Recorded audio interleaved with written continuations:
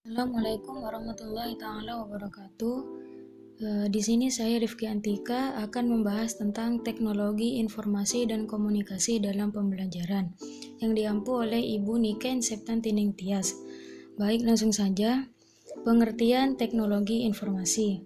Apa sih yang dimaksud teknologi informasi dan komunikasi dalam pembelajaran? Teknologi informasi dibedakan terlebih dahulu. Teknologi adalah sebuah pengetahuan yang ditujukan untuk menciptakan alat, tindakan pengolahan, dan ekstraksi benda. Sedangkan yang dimaksud dengan informasi yaitu biasanya sering disamakan dengan pengertian data. Data di sini yaitu sesuatu yang belum diolah dan belum dapat digunakan sebagai dasar yang kuat dalam mengambil suatu keputusan. Berikut beberapa definisi dari teknologi pembelajaran sebagai berikut. Yang pertama, definisi menurut Educational Technology is the Study pada tahun 1994. Definisi ini berupaya semakin memperkokoh teknologi pembelajaran sebagai suatu bidang garapan dan profesi. Kemudian yang kedua, definisi menurut Anglin pada tahun 1995. Definisi ini memandang teknologi pendidikan sebagai salah satu cabang dari disiplin ilmu pendidikan yang berkembang sejalan dengan perkembangan teknologi. Kemudian yang ketiga, definisi menurut Hagbard pada tahun 1996. Definisi ini, teknologi pendidikan mempunyai bidang kajian utama. Yang pertama, mengkaji tentang teori belajar dan perilaku manusia lainnya atau yang disebut dengan soft technology. Kemudian yang kedua, mengkaji teknologi terapan yang diaplikasikan untuk memecahkan masalah pembelajaran atau hard technology. Kemudian yang keempat, definisi menurut Educational Technology is the Study pada tahun 2004. Definisi ini yaitu studi dan etika praktik dalam upaya memfasilitasi pembelajaran dan meningkatkan kinerja dengan cara menciptakan, menggunakan atau memanfaatkan dan mengelola proses dari sumber-sumber teknologi yang tepat. Jadi dapat disimpulkan bahwa teknologi informasi dan komunikasi yaitu segala kegiatan yang terkait dengan pemrosesan, pengelolaan, dan penyampaian atau pemindahan informasi antar sarana atau media. Dalam era informasi ini, sangat penting untuk mengelola sistem informasi untuk memastikan akurasi dan efisiensi. Sistem informasi manajemen melibatkan perencanaan, bahwa pengembangan, manajemen, dan penggunaan alat-alat teknologi informasi untuk membantu pekerja dan orang-orang dalam melakukan semua tugas yang berhubungan dengan pengolahan informasi dan manajemen. Contohnya seperti keuangan besar bank menggunakan teknologi informasi untuk mengoperasikan seluruh usaha mereka serta melayani pelanggan mereka. Itu contohnya. Selanjutnya, faktor-faktor pendukung bagi teknologi informasi dan komunikasi dalam pembelajaran. Yang pertama, infrastruktur. Maksud dari infrastruktur di sini, biasanya teknologi informasi ini berkembang dengan pesat, seperti memungkinkan akses informasi dimanapun dengan kecepatan yang mencukupi. Kemudian yang kedua, sumber daya manusia atau SDM.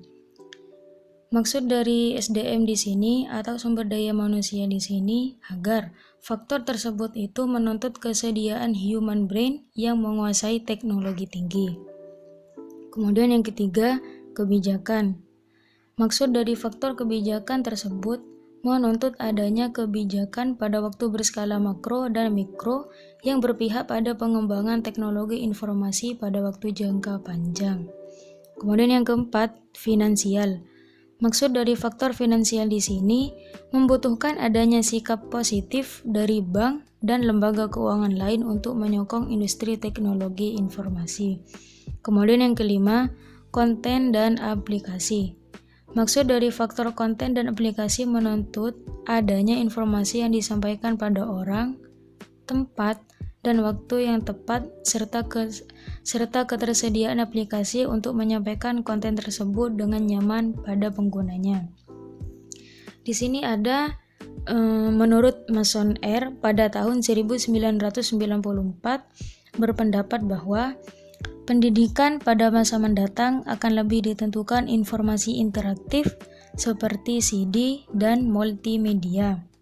Dengan adanya perkembangan ini, biasanya teknologi informasi ini digunakan dalam bidang pendidikan, maka pada saat ini sudah dimungkinkan untuk diadakan belajar jarak jauh dengan menggunakan media internet untuk menghubungkan antara pendidik dengan peserta didik. Dengan contoh seperti melihat nilai mahasiswa secara online, mengecek keuangan, melihat jadwal kuliah, mengirimkan berkas yang diberikan dosen, dan sebagainya. Selanjutnya, fungsi teknologi informasi dan komunikasi dalam pembelajaran, di mana terdapat tiga bagian. Yang pertama, teknologi berfungsi sebagai alat, teknologi berfungsi sebagai ilmu pengetahuan, teknologi berfungsi sebagai bahan dan alat bantu untuk pembelajaran atau literasi. Akan dijelaskan yang pertama, teknologi berfungsi sebagai alat. Biasanya alat tersebut dalam teknologi informasi dan komunikasi digunakan sebagai alat bantu bagi pengguna atau mahasiswa untuk membantu pembelajaran, misalnya dalam mengolah kata, mengolah angka, membuat unsur grafis, membuat database, membuat program administratif untuk siswa, guru dan staf, data kepegawaian, keuangan, dan sebagainya. Kemudian, teknologi berfungsi sebagai ilmu pengetahuan. Biasanya teknologi ini sebagai bagian dari disiplin ilmu yang harus dikuasai oleh mahasiswa. Misalnya, teknologi komputer dipelajari oleh beberapa jurusan di perguruan tinggi seperti informatika, manajemen informasi, dan ilmu komputer. Kemudian yang ketiga, teknologi berfungsi sebagai bahan dan alat. Teknologi berfungsi sebagai bahan dan alat bantu untuk pembelajaran atau literasi. Biasanya teknologi tersebut dimaknai dengan bahan pembelajaran sekaligus sebagai alat bantu untuk menguasai sebuah kompetensi berbantuan komputer. Dalam hal tersebut, komputer telah diprogram sedemikian rupa sehingga siswa dibimbing secara bertahap dengan menggunakan prinsip pembelajaran tuntas untuk menguasai kompetensi. Itulah fungsi teknologi informasi komunikasi sebagai bahan dan alat bantu untuk pembelajaran. Berikut juga ada beberapa fungsi teknologi informasi dari Alavi dan Galuppi pada tahun 2003. Contohnya seperti memperbaiki competitive positioning, meningkatkan brand image. Contoh lainnya misalkan meningkatkan kualitas pembelajaran dan pengajaran, meningkatkan kepuasan siswa, terus meningkatkan pendapatan, memperluas basis siswa, meningkatkan kualitas pelayanan, dan mengembangkan produk dan layanan baru, dan sebagainya. Selanjutnya, manfaat teknologi informasi dan komunikasi sebagai media pembelajaran. Sebelumnya, menurut Robinson Situmorang pada tahun 2013, pemanfaatan teknologi informasi dan komunikasi pada masa perkembangannya lebih dikenal dengan sebutan media komputer yang digunakan sebagai media pembelajaran, baik itu bersifat offline maupun online. Kemudian, komputer sebagai media pembelajaran secara bergantian, itu disebut multimedia. Dengan kemampuan teknologi yang dimiliki, komputer itu sekarang menjadi sarana yang sangat efektif dan efisien untuk digunakan sebagai modalitas dalam pembelajaran. Hal inilah yang menjadikan teknologi komputer memberi banyak ragam dalam pembelajaran, khususnya ketika teknologi tersebut menjadi medium yang terkoneksi dengan internet. Menurut Heinrich dan Molinda, pada tahun 2005, ia mengemukakan bahwa secara umum media diartikan sebagai alat komunikasi yang membawa pesan dari sumber ke penerima. Maksudnya gini, mengarah pada pengertian media yang lebih khusus. Artinya, secara lebih luas dikatakan bahwa media adalah alat yang bermuatan pesan, yang memungkinkan orang atau siswa dapat berorientasi dengan pesan tersebut secara langsung. Gitu. Kemudian, dengan memanfaatkan teknologi informasi dan komunikasi sebagai media pembelajaran, bukan hanya bermanfaat bagi peserta didik saja, tetapi juga bagi pendidik sebagai perancang, pengembang, dan pelaksana dalam pembelajaran. Oleh karena itu, kehadiran teknologi informasi komunikasi sebagai media pembelajaran banyak membantu guru pendidik dalam berbagai hal. Nah, berikut beberapa manfaat teknologi informasi komunikasi sebagai media pembelajaran. Terdapat beberapa bagian. Yang pertama, pembelajaran menjadi lebih menarik dan interaktif. Biasanya pada media ini berupa foto ataupun video, dapat menarik perhatian siswa atau peserta didik bila dibandingkan dengan penjelasan secara deskripsi ataupun secara lisan. Kemudian yang kedua, pembelajaran menjadi lebih konkret dan nyata. Biasanya media pembelajaran ini di tingkat sekolah dasar, lebih-lebih di kelas rendah, sangat sesuai dengan karakteristik siswa yang masih berada dalam taraf operasional konkret.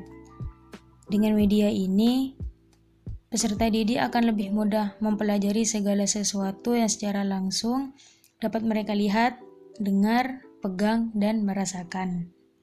Kemudian yang ketiga, pengelolaan pembelajaran lebih efektif dan efisien. Pada media ini, guru tidak perlu banyak menulis atau mengilustrasikan di papan tulis. Kenapa? Karena ilustrasi dan tulisan yang dibutuhkan dapat dipenuhi guru dengan waktu yang tepat dan cepat melalui fasilitas yang terdapat pada komputer.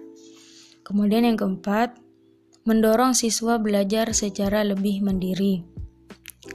Pada media pembelajaran ini sudah dirancang khusus untuk pembelajaran tertentu dan dapat dipergunakan oleh siswa untuk belajar baik secara individu maupun kelompok. Kemudian yang kelima, meningkatkan kualitas pembelajaran. Dengan media tersebut, proses pembelajaran menjadi lebih efektif dan efisien, serta dapat meningkatkan kualitas pembelajaran secara menyeluruh. Kemudian yang keenam, proses pembelajaran dapat dilakukan di mana saja dan kapan saja. Artinya, media pembelajaran ini digunakan di mana saja dan kapan saja sesuai kondisi dan situasi bagi pendidik maupun peserta didik. Dengan contoh, media program audio, video, komputer offline, dan online. Kemudian yang terakhir, menimbulkan sikap positif siswa terhadap proses pembelajaran. Biasanya penggunaan media ini dapat dirancang sesuai dengan kebutuhan belajar siswa dan dapat menimbulkan sikap positif siswa terhadap proses belajar mengajar. Itulah beberapa contoh manfaat dari teknologi informasi komunikasi sebagai media pembelajaran. Cukup sekian dari saya. Semoga teman-teman paham pada materi kali ini. Kurang lebihnya mohon maaf. Assalamualaikum warahmatullahi taala wabarakatuh.